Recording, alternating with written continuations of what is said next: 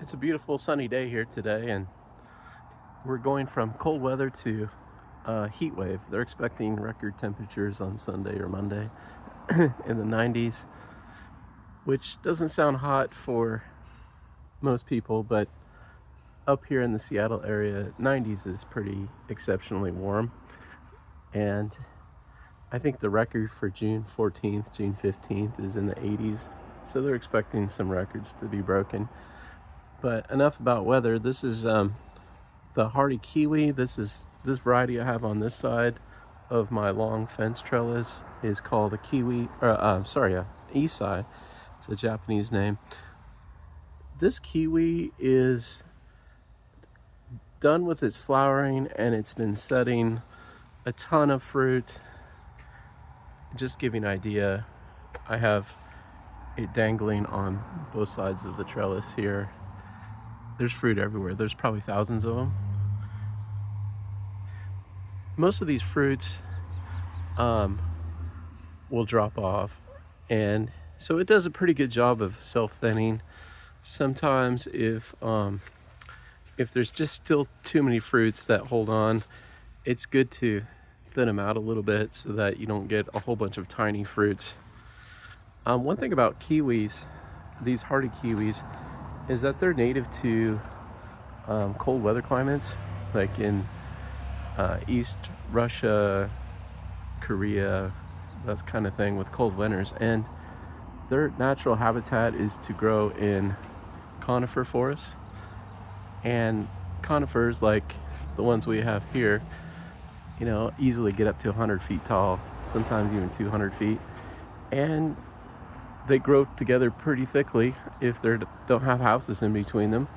And so these kiwi will run up to the top of them, 100 feet, 200 feet.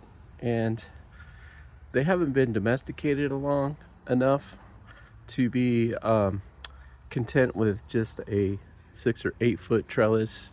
They will fill it out, but then they'll want to keep growing and find a tree to run up. And the best way to manage them is to keep pruning them.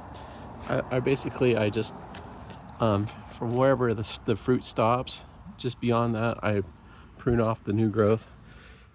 It doesn't hurt them all. Actually, I think they appreciate it because they can't really manage it themselves too well.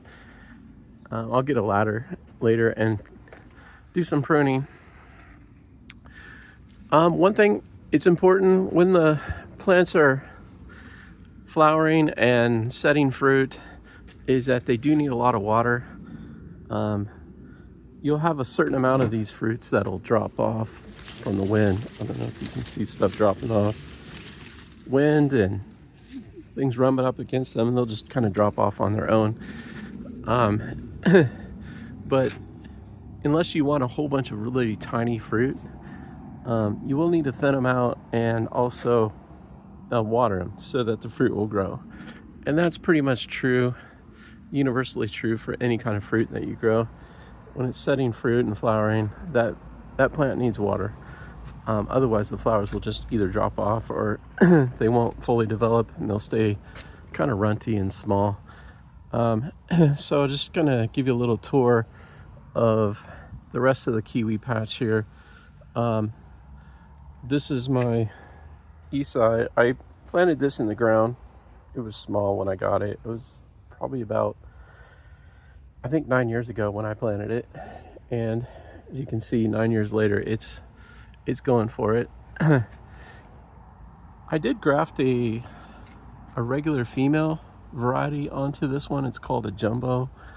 As you can see, the jumbo has entirely different looking leaves, and the fruits, it sets, will actually get longer. So when they're done, they're about the size of my finger from the knuckle to the end. I don't know if you can see that.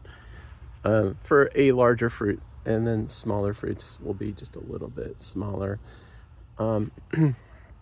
This one, of course, does require a male pollinator, where the isai does not.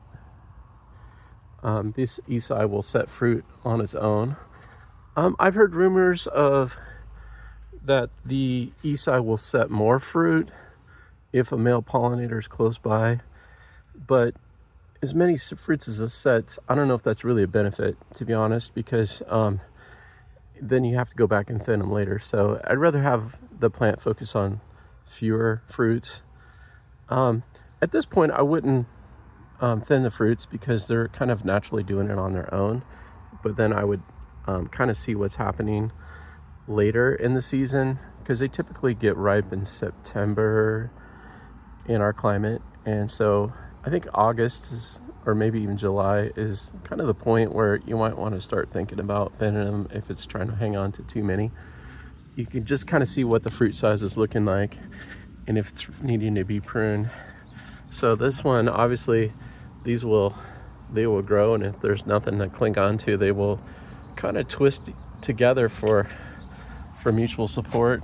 I like to just prune them back, and I even throw my cuttings down at the base so that the leaves will fall off and become compost for the vine itself. I've heard that the best fertilizer for a plant is its own leaves, because basically they just reuse what they shed. And so I try to do that. And then sometimes the vines don't break down itself, and then after the leaves fall off the vine, I'll just take the vine out, because it'll just sit there and it'll be tripping over it. Right here is 2 plants that I've been growing, and I need to manage these. On this side is a male pollinator for my female varieties. I finally found a male pollinator that is working. Before, I had a male pollinator called a flower cloud. I heard it might have worked for the Esai, but the Esai really doesn't need help. And it didn't work at all for my Ananas Nias, the larger one over there. So it flowered for a couple of years with no fruit set because I didn't have it. Well, there's the old tag. And then I got another variety that is pretty famous. It's called Michigan State. I believe it was developed at Michigan State University. It's in Michigan. The winters are much colder than here, so there's no issue whatsoever about it having a hard time in the winter here. They are fully deciduous, and they shed all their leaves. I think they actually like cold winters too, because they just come back really vigorously. Let's keep moving here. I don't think that the Michigan State is mature enough to flower yet, but I'm hoping it will soon. I have kind of a gap over here that I'm hoping I will clear it out a little bit more and kind of fill this area in with more of the Michigan State. Maybe reduce the Ananas Nia a little bit. Has a tendency to take over. Ananas Nia, it is bushy, and it is setting some fruit. I'm seeing some small fruits over there that will get much bigger. Ananas Nia makes a pretty large fruit, pretty good tasting. It gets ripe about the same time as the Esai, but I think in general they get ripe a little bit later. I'm not seeing a whole lot of fruit yet on the Ananas Nia, even though it is done with its flowering. I'm not sure why we don't have a lot of fruit set. Maybe they're just kind of hiding up there. Maybe I need to prune it back. I'm seeing some of these flowers that are just kind of dried out. Not sure about that. Over here is another male pollinator that I grafted on a few years ago. And I'm just kind of letting it grow in either direction. I can sow here and here, because I just want to have male pollinator flowers close by, so that the wind and the insects and whatever can transfer the pollen more effectively. The other variety I'm growing on this side is called a Ken's Red. It's also a hybrid, and it is setting fruit over there. I see some fruit. The fruit shape is a little different on the Kins Red. It's a little bit more oval shaped, and when it gets ripe it turns sort of a pinkish color. I think if it's more sun exposed it'll get kind of this deeper red color like what's pictured here. But I can tell you from personal experience that this one was making sort of a pinkish greenish fruit. Very tasty, has a different taste, and it's a good one to grow too. So I'm going to cut the video at this point. I just wanted to talk a little bit about growing kiwis, the importance of, at this phase, after it's done flowering, of pruning it back, managing it, and getting water to your plant, because without the water, the fruits that you're trying to grow, they just will be disappointing. Thanks for watching. I'll see you on another video.